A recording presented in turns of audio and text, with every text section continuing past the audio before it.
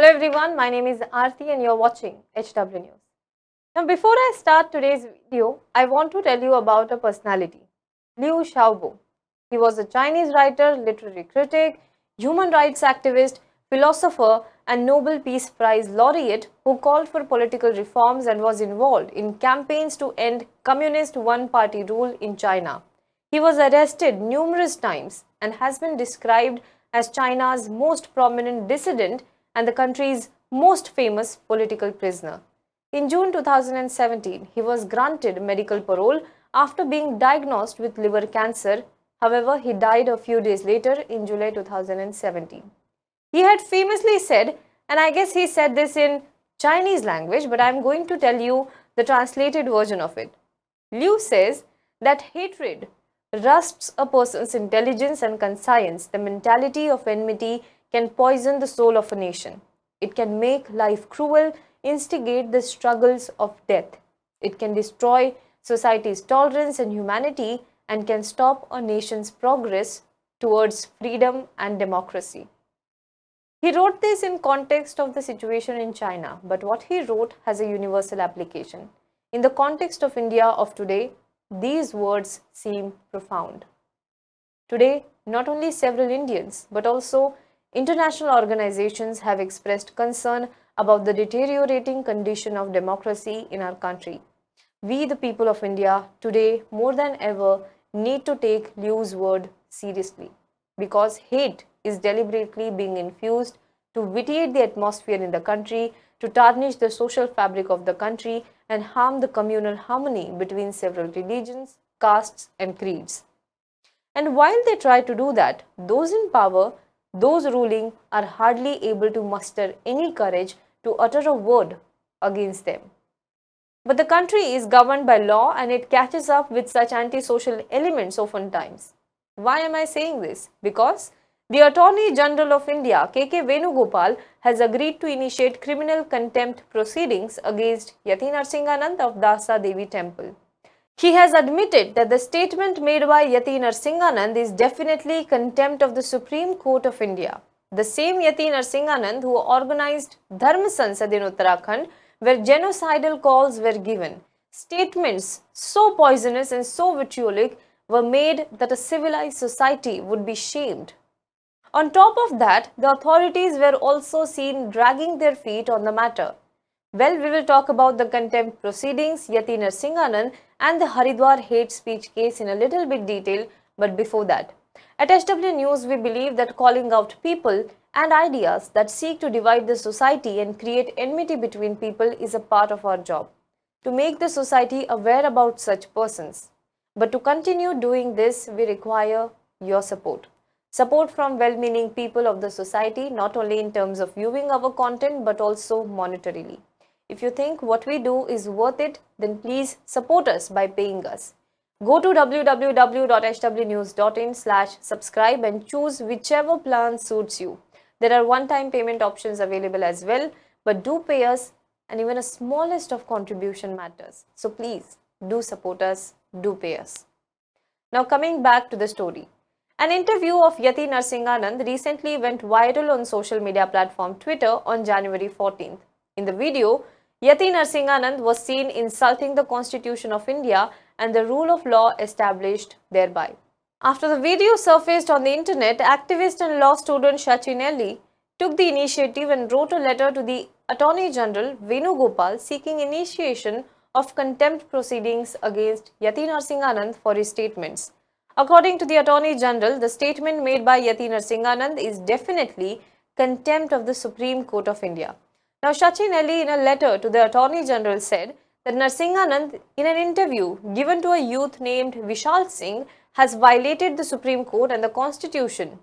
Narsinghanand's statement and context are mentioned in the letter. The letter said, when asked about the court proceedings in the Haridwar hate speech case, Narsinghanand said, we have no faith in the Supreme Court and the Constitution. The Constitution will consume 100 crores Hindus of this country.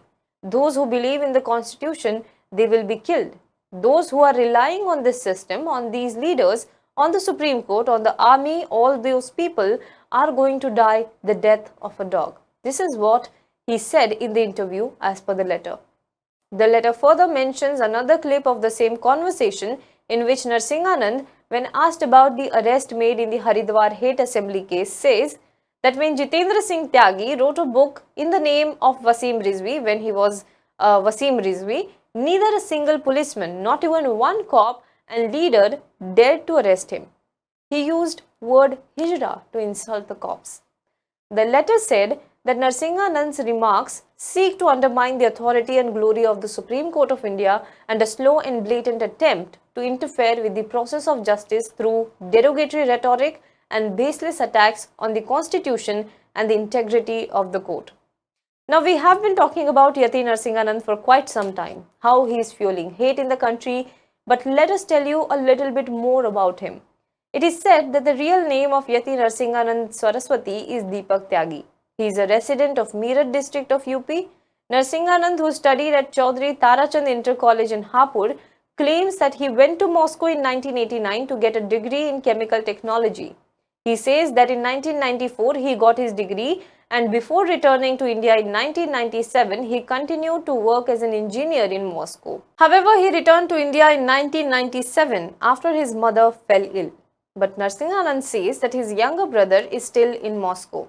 Now, you must be aware of the incident of Dharma Sansad in Uttarakhand. A 3-day Dharma Sansad was organized in Haridwar, Uttarakhand, which ended on December 20th, in which provocative speeches were given by different people claiming to be sadhus and religious leaders.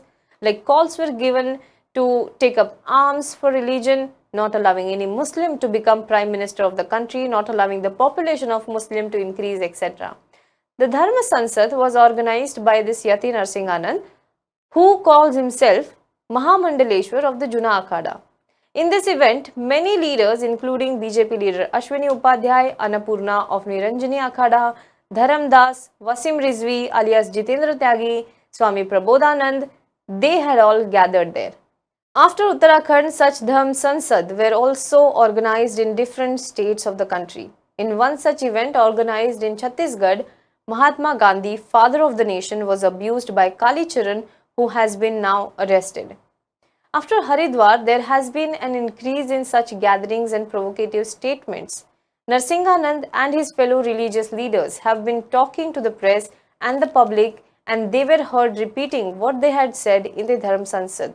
A few days ago, Yati Narsinghanand was finally arrested and he was sent to judicial custody.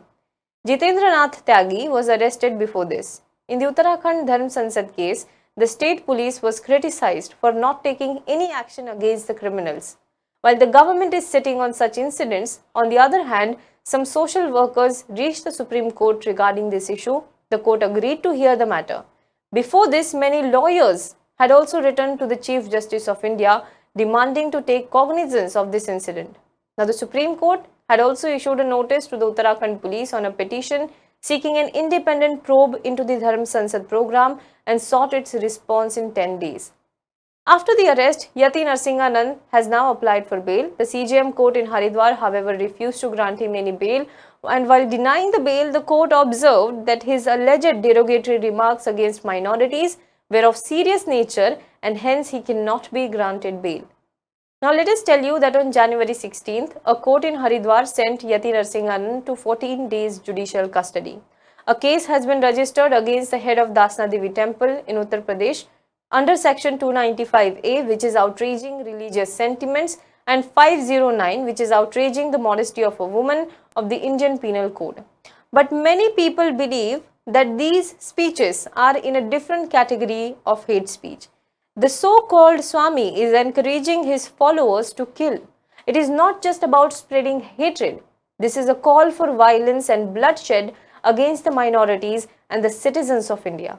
This is a far more serious crime, and some people are also questioning why Narsinghanand is not being prosecuted under stringent laws like Unlawful Activities Prevention Act or the National Security Act. There have been cases where police put the charges on people for their social media post then. Why not now? Along with this, questions are also being raised as to why did the police not ask for his custody in the first place? Why only judicial custody was requested from their side? While these are the questions that still remain, The law seems to be tightening its nose around those who spread hatred in the society. As Liu Xiaobo said, hatred can destroy society's tolerance and humanity. It can block a nation's progress towards freedom and democracy. That is why in our country, the hated elements, people who are obstructing the development of the country, should be stopped from spoiling the atmosphere of our society. We have full faith on our courts that they will do justice in the matter and punish those who are trying to destroy India's culture, India's harmony, and India's peace. Do let us know what you think about this in the comment box below. For more news and updates, you can log on to www.hwnews.in.